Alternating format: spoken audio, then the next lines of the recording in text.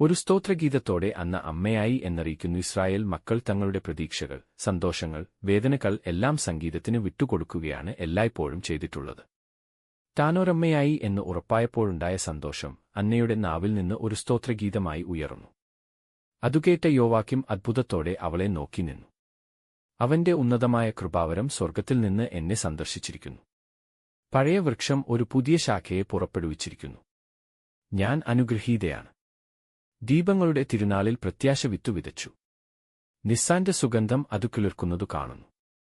ആ ശിഖരത്തിൽ ഒരു റോസുണ്ട്, ഒരു ആപ്പിളുണ്ട്, ഒരു നക്ഷത്രം എന്ന ഭാഗം പാടിയപ്പോൾ അവളുടെ ശബ്ദം വിറയ്ക്കാൻ തുടങ്ങി. സന്തോഷാധിക്യത്താൽ കരഞ്ഞുകൊണ്ട് യോവാക്യമിനെ ആശ്ലേഷിച്ചുകൊണ്ട് അവൾ പറഞ്ഞു, നോക്കൂ, ഞാനൊരമ്മയാണ്. അങ്ങനെ യോവാക്യമിന്റെ വിശ്വാസം പൂവണിഞ്ഞു. ഇരുവർക്കും പറഞ്ഞറിയിക്കാൻ പറ്റാത്ത സന്തോഷം. അന്ന് പറഞ്ഞു, ഞാൻ പ്രതീക്ഷയുള്ളവളായിരുന്നു. കാരണം നമ്മൾ പ്രാർത്ഥിച്ചുകൊണ്ടു ദൈവാലയത്തിലായിരുന്ന അവസാനത്തെ ദിവസം ഒരു സംഭവമുണ്ടായി. ഒരു സ്ത്രീക്കു ദൈവാലയത്തിൽ അതിവിശുദ്ധ സ്ഥലത്തേക്കു എത്രമാത്രം അടുത്തുപോകാമോ അത്രയും അടുത്തുപോയി നിന്നു ഞാൻ പ്രാർത്ഥിക്കുകയായിരുന്നു. നേരം സന്ധ്യയായി, അല്പം കൂടെ എന്ന് ഞാൻ പറഞ്ഞില്ലേ? കൃപാവരം ലഭിക്കാതെ അവിടം വിട്ടുപോരുവാൻ എനിക്കു കഴിഞ്ഞില്ല. വർദ്ധിച്ചുവരുന്ന ഇരുട്ടിൽ ഞാനൊരു പ്രകാശം കണ്ടു. ആ പ്രകാശം മനോഹരമായൊരു തീപ്പൊരി പുറപ്പെടുവിക്കുന്നതു കണ്ടു.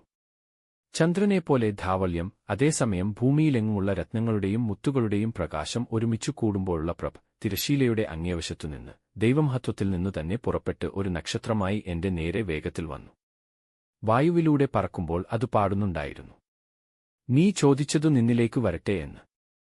അതുകൊണ്ടാണ് ഞാൻ പാടുന്നത്, ഒരു നക്ഷത്രം എന്നിലേക്കു വരും എന്ന്. ദൈവാലയത്തിലെ ഒരു നക്ഷത്രമായി സ്വയം വെളിപ്പെടുത്തുന്ന ഈ ശിശു എന്തായിത്തീരും? നക്ഷത്രം. എന്തുകൊണ്ടാണെന്നറിഞ്ഞുകൂടാ. അതൊരു പെൺകുട്ടിയായിരിക്കും എന്നാണ് ഞാൻ ദൈവത്തിന്റെ പുത്രി. കാരണം മന്തിയായ ഒരു കുറ്റിയിൽ നിന്നു പൊട്ടിവിടർന്ന ഈ കുഞ്ഞ് നമ്മുടേതെന്നതിനേക്കാൾ ദൈവത്തിന്റേതാണ്. അവൾ അവളുടെ അമ്മയ്ക്ക് യാതൊരുവിധ വേദനയും ഉളവാക്കുന്നില്ല. പിതാവായ ദൈവത്തിന്റെ സമാധാനവും അനുഗ്രഹങ്ങളും കൊണ്ടുവരികയാണ് ചെയ്യുന്നത്. മേരി എന്നു നമുക്കവളെ വിളിക്കാം. നമ്മുടെ സമുദ്രത്തിന്റെ നക്ഷത്രം, മുത്ത്, സന്തോഷം. എന്നാൽ അവൾ കർത്താവിന് സമർപ്പിക്കപ്പെട്ടവളാണ്. ജനിക്കുന്നതിനു മുൻപ് അർപ്പിക്കപ്പെട്ട ബലിവസ്തു. 3 വർഷം അവളെ കണ്ടു സന്തോഷിച്ച ശേഷം അവളെ കർത്താവിന് നൽകാം. ദൈവമഹത്വത്തിനായി അവളോടൊപ്പം നമ്മയും ബലിവസ്തുക്കളായി നൽകാം. അവർ അത്യുന്നതന് സ്തുതി സ്തോത്രങ്ങളർപ്പിച്ചു കാത്തിരുന്നു.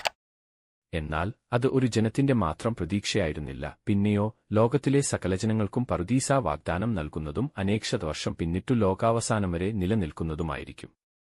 2 വിശുദ്ധാത്മാക്കളിൽ നിന്നു ജനിച്ചതിനാൽ സ്വാഭാവികമായും നല്ല ഗുണങ്ങളെല്ലാം ഉണ്ടായിരുന്നെങ്കിലും അവൾ ഒരു പ്രത്യേക സൃഷ്ടിയായിരുന്നു. മറ്റു പലർക്കും ഉണ്ടായിരുന്നതുപോലെ ഒരു ആത്മാവു മാത്രമല്ല ഉണ്ടായിരുന്നത്. നന്മയെ മാത്രം സ്നേഹിക്കുന്ന ഒരു മനസ്സും ജന്മപാപരഹിതമായ ഒരാത്മാവും ഉണ്ടായിരുന്നു. വചനമായ ദൈവം വസിക്കേണ്ട ആ ദൈവാലയത്തെ ദൈവം ജന്മപാപക്കറയില്ലാതെയാണ് സൃഷ്ടിച്ചത്. അവൾ അമലോദ്ഭവയായിരുന്നു. അതിനാൽ ജന്മപാപരഹിതയായ അവളുടെ ആത്മാവിനെ പൊതിഞ്ഞ് അവളുടെ മാംസം രൂപം കൊണ്ടപ്പോൾ തന്നെ അവൾക്കു ദൈവത്തിന്റെ വഴികൾ മനസ്സിലാക്കി.